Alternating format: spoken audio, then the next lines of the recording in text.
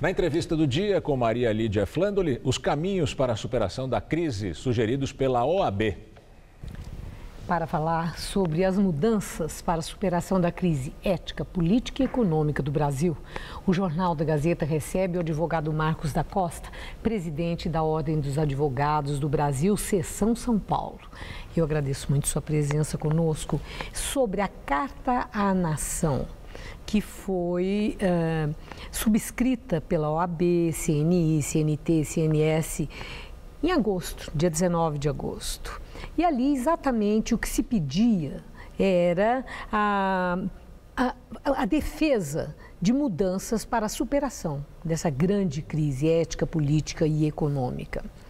Eu confesso que o que chamou muito a minha atenção não é uma carta daquele porte, subscrita pela OAB, porque a OAB sempre esteve presente nos momentos difíceis na vida do país. Foi a pequena repercussão que essa carta tão importante teve. Por que não repercutiu como outros documentos expedidos pela OAB? Bom, Maria Lídia, primeiro contextualizar essa carta. Não há dúvida nenhuma de que o país vive uma crise gigantesca, que tem essas vertentes que você mencionou, a vertente econômica, sim, a vertente política e a vertente moral. E a Ordem vem, mais uma vez, colocar ao lado da sociedade civil, proclamando essa crise e buscando oferecer as sugestões junto com outras entidades também da sociedade civil. Eu acredito que são tantas denúncias, e denúncias que se verificam diariamente, com fatos novos e da mesma gravidade, que, embora seja importantíssimo esse documento, ele acaba tendo um tempo curto em termos de anúncio por parte da mídia, que imediatamente em seguida já vem apontar uma outra razão de a majoração dessa crise que vivenciamos. Eu acho que é essa razão da mídia ter explorado a superposição de novos problemas e escândalos abafou a Carta à Nação, mais ou menos isso? Eu creio que sim, embora eu também acredite que essa carta represente um caminho colocado pela sociedade civil para a superação da crise. E caminho que deve ser percorrido especialmente pela classe política aqui no país. O senhor acha que a OAB tem a mesma força política que já teve na vida do país, né? Desde aquela luta pelo resgate ao Estado de Direito, pelas diretas já, momentos importantes, difíceis na vida do país, o próprio impeachment do Collor. A OAB sempre marcou uma posição política e de liderança. Mantém essa força ou há uma mudança no próprio perfil da OAB? Maria Lídia, eu não tenho dúvida em relação ao papel de protagonismo da OAB mantido ainda nos dias atuais. Nós temos, em relação, por exemplo, à crise, apontado questões estruturais e questões conjunturais e procurado oferecer sugestões. O papel da Ordem, mais do que nunca, é o de apresentar propostas, é tentar mostrar caminhos para a superação desse momento tão difícil que o Brasil vive. Agora, é evidente que, diante da dimensão dos problemas que geram essa crise, que, insisto, não é só uma crise conjuntural, especialmente, notadamente moral, mas é uma crise também estrutural. O Brasil não aguenta mais o tamanho desse Estado que foi criado por uma Constituição democrática, que foi a Constituição de 88. E daí vem propostas de reforma política, reforma administrativa, reforma tributária, reforma federativa, reforma de relacionamento entre os poderes, Poder Executivo, Legislativo e também o Poder Judiciário, e chamar a atenção da sociedade para a responsabilidade do Poder Judiciário nesse momento, notadamente em relação a ainda verificarmos o cometimento desse crime que é tão dramático para a história do Brasil, do ponto de vista social e econômico, que é o crime de corrupção.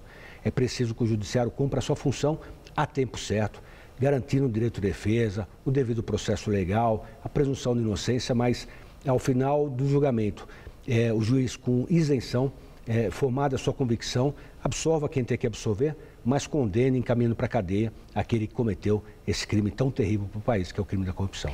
Antes de me deter um pouquinho nessa questão da corrupção, na Carta à Nação, há uma expressão ali, assim, que, para mim, aquilo teve um destaque. A OAB pede mudanças necessárias, respeitando-se a Constituição, textualmente. Isso quer dizer que a OAB, se for o caso, considerando os limites da lei, estaria, sim, favorável a um pedido de impeachment da presidente Dilma? O pedido de impeachment não é algo que viole os preceitos constitucionais. É um instrumento que a cidadania tem para fazer sustar um mandato que descumpriu a lei, isso de uma forma geral. E nós temos um problema com a Constituição, que ela ter sido elaborada visando um regime parlamentarista e no final, quase que no momento da sua promulgação, se definiu pelo regime presidencialista.